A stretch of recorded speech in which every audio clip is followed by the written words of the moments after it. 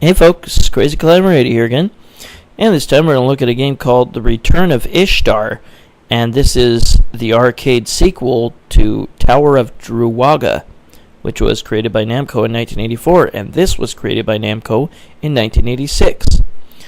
And I wasn't a big fan of the Tower of Druaga to begin with, and I'm much less of a fan of this sequel. I don't think it's very good at all. It's crammed too full of stuff for its own good. Arcade gamers should get pretty impatient with this game very quickly. I don't care for it. There's a lot of technical things about it that are just stupid or bad ideas. There are some interesting things. You control two players, even if you only have one credit in the game. You control both Gilgamesh and Princess Key. They were both in Tower of Drauga.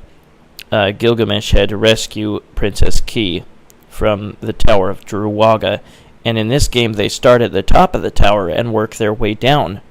And there are a lot more rooms they can explore in this game than in Tower of Druaga.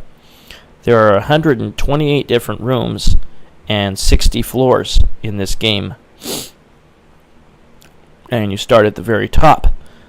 One thing you really need to know is Princess Key will die when she touches any enemy, unless she has a protective spell around her. But she will die. You cannot let her get touched by the enemy. Gilgamesh can take a certain number of hits, and you can see in the bottom right his energy meter. You can use a password feature in this game to pick up where you left off. To start a game, you have to put in your name and your gender. Princess Key can cast spells. There are a whole lot of spells in her inventory. And there's a button you push to call up the inventory, and you can push like up or down or left or right, I can't remember for sure, to switch between the different spells. Right now she has a fireball, and you definitely want to keep using that. You can switch to some sort of flying disc, but you have limited attack of it. So we're going to go back to the fireballs, of which she has unlimited use. Now, on each floor, there are enemies to kill, and those guys are called vampires. And these are the wussiest ones. They're purple. You want to find a key, and you want to find a door to get out. On some levels, a key will open any door.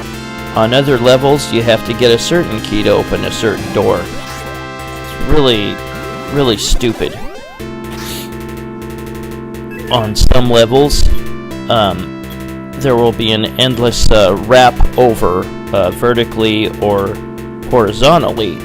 The screen will continue to scroll, and you'll just warp back to a certain point you were at earlier. But if Gi and Kill should get separated, there is an option in one of the menus that Princess Key can pull up to get Gilgamesh to appear right next to her. Or she can choose a menu and you can control Gilgamesh to move closer to her. Now when Gilgamesh gets close to an enemy, he will extend his sword, and he will cause damage to the enemy or kill it outright. Once in a while, there will be treasures, and you need to use the crystal blue rod on it. And she received a protection spell. It lasts for this floor. Now, the one thing I liked about Tower of Druaga was there were a whole bunch of hidden treasures you can get on every level, almost every level. On this one, the treasures are far and few between, which sucks. You can't go through that little hole there where the treasure was. There aren't very many treasures in this game. But you need to get a key, and you need to get to the exit. There will be multiple exits, multiple doors, and they will lead to different floors. Like I said, there are 60 floors and 128 rooms. That's a lot of rooms. There are some that are dead ends, and there's no escape, and that's incredibly bogus. Now, note that the music is speeding up. Yeah, the slimes from Tower of Drauga are back, and they're huge. But the music is speeding up because I'm running out of time. When the time is 0, then the will of the wisps start attacking you. They were in the Tower of Drauga. I will show you all the different levels. I won't show you me playing the levels. There is a code that lets you select any of the levels, and we'll look at the names of all the levels, or the different rooms. And again, don't let Princess Key get touched by the enemy or she's dead, unless she has that protective spell, which I had on the last level. But there are some enemies that can kill Gilgamesh with one touch, but not very many. And like I said, he'll extend his sword when he comes close to one and cause damage to it or kill it outright. There's the key we need to pick up. Yeah, I do not like this game very much. All the levels look way too similar. You just need to grab the key and get to the exit. And like I said, there are very, very few treasures in this game. Some of them are helpful. Some of them aren't that special. Like I said, you can get a key, but it won't guarantee open a certain door. Sometimes you have to get a different key to do that. Some doors won't open at all. And some doors will open, but they'll lead you just back to a different area in this floor. There we go. Spoils room. Ah, holy crap! Ah, get away from me! Ginormous red... Ah, fucker, he touched Key and she died. When Key dies, it's game over. When either character dies, it's game over. And there's the password you can use to pick up where you left off. Now I will show you, I think, the code that allows you to select from any level.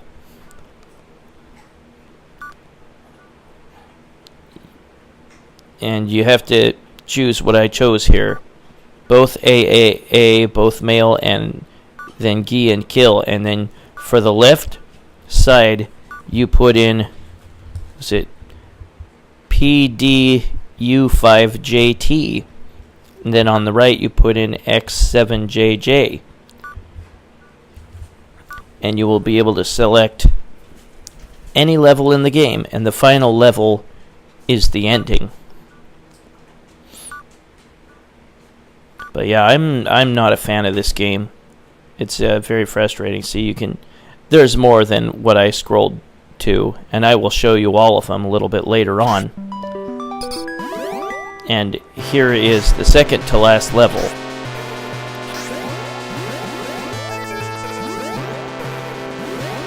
You gotta go through that door at the top. Look at all these different enemies. There's knights, there's wizards, mages. There's an item somewhere in the game that you can pick up that will let you deflect the shots back at the enemies. And that thing there was an image of Ishtar, the goddess. And here is the ending. We got the blue crystal rod, and you need to use the blue crystal rod on the treasures. When you see the treasure chest, you need to select the blue crystal rod from Princess Key's inventory and use it on the treasure to open it. But there will be other items that you can automatically just pick up, and one of them is a fork. And I can't remember which level that's in, but that will let you deflect the wizard's spells back at them. But this is the ending to Ishtar. The programmer whose nickname is Eve Zoo, makes a cameo appearance in this game on one of the levels. Kind of funny. There are some warps in the game on like a few levels. They'll warp you to a different place if you stand in a certain area or move to a certain area or something. Those first characters, those purple guys that I fought in the game, were vampires. There's vampires, there's slimes, there's bats, there's snakes, there's oozes. Many of the characters, actually just about all the characters, have weaker and stronger versions of their kind. There's the Ropers, and they were in the first game, Tower of Drauga. They're no relation to the Ropers, which was a spin-off of Three's Company. And there's the Will-o'-the-Wisps. They'll appear if you take too long in the game, and on some later levels, you might have to face them automatically anyway. And there's my initials I put in as Key and Gil, AAA. This game dedicated to our master, the late Mr. Shoichi God Fukutani. And there's the passwords we used. We're going to look at some later parts of Return of Ishtar. And maybe I'll show you some of the other things in Princess Key's inventory. It's big old green slimes again. And there's a treasure up there. This is the empty gallery, and this is level 7, or room 7. But yeah, you need to use the, oh, there she used a protect spell. That protects her, not Gil. Might want to use that, because she's a one-hit kill otherwise. And she also has a torch. And there's the blue crystal rod. And she uses it on the treasure. I don't remember what kind of treasure I got. Most of the treasures seem to not be all that special. There's knights. There's a key. See that counter in the bottom right? That's how long it's going to take before the Will-o'-the-Wisp starts appearing. I think I put on invincibility at this point just to zip through parts of the game quicker. I just wanted to show you some of the other enemies, and here's where the wizard starts making an appearance, I think. This is the pupils room. This is level 32? Yeah. Well, here's the different levels. And top of the tower is the first level you start on. And again, to open a treasure, you use the blue crystal rod on it. You have to fish it out of Princess Key's inventory. And there's some more levels. On some levels, there will be a screen wrap. You will continually go vertical or horizontal, and the screen will just keep scrolling, and you'll see areas that you passed earlier reappear. But there's some more levels. There is a fork item, and that is in level 15, the kitchen, that we've already passed by in this list. And that will let you deflect the wizard's spells. But sorry, I'm not going to do a walkthrough through this incredibly long game. But not only is it really long, but I really don't care for it that much. I think it's kind of cool that you control two characters at the same time. But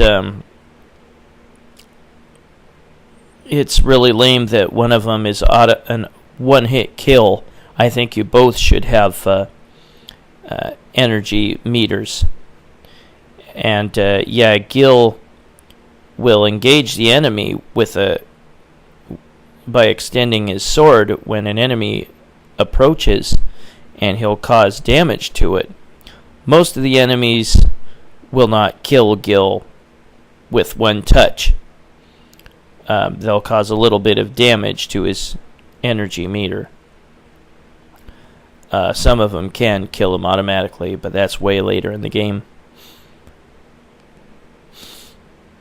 But yeah, Princess Key's weapon of choice is really the fireball. And there's some more of the levels. Again, there is a total of 128 rooms, and we're looking through all the rooms.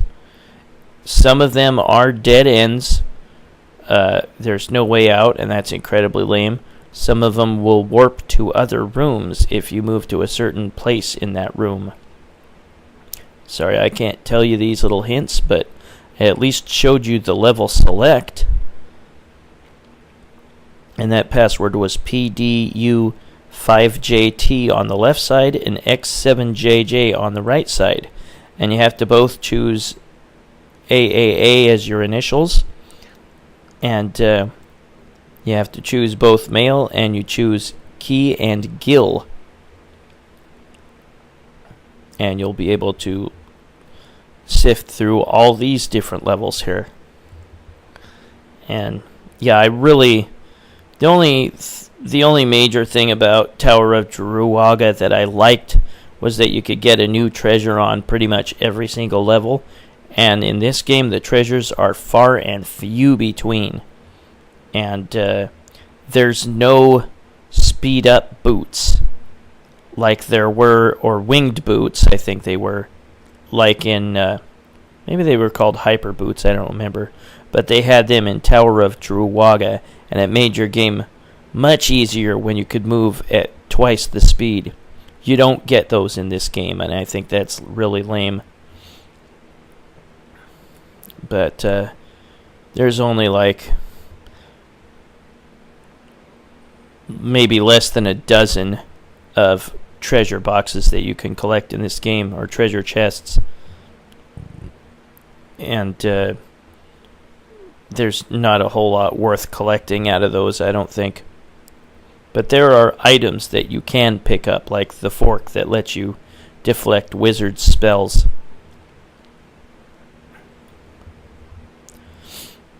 The dragon from the first game, Quirks is his name. He makes an appearance in this game, but I don't think he will hurt you. I'd have to look, and let me see. He's in a level called Dragon's Lair, which has nothing to do with the arcade Laserdisc game. You use the assist spell Sleep on Quirks in the Dragon's Lair, which is on level 77. And he gives you a door key to escape the Dragon's Lair. But yeah, you don't need to go to every level, and different doors will send you to different rooms. And sometimes you need a certain key to a certain door, and that's really stupid. I hate that about this game. I'm just not a fan of this game in general. Well, we're almost to the end of all the levels we can choose from. And again, the last level is actually the ending sequence, and that's the entrant hall, I believe, or maybe it's the following one after that. But that is the Return of Ishtar. Main Gate is the ending. But that is the Return of Ishtar by Namco in 1986, the arcade sequel to Tower of Druaga. Well, this is Crazy Climber 80 saying thanks for watching the Return of Ishtar by Namco in 1986, and I will catch you later in the future with another video. Take it easy, folks. Have a good one, and I will see you sometime in the future. Bye-bye, folks.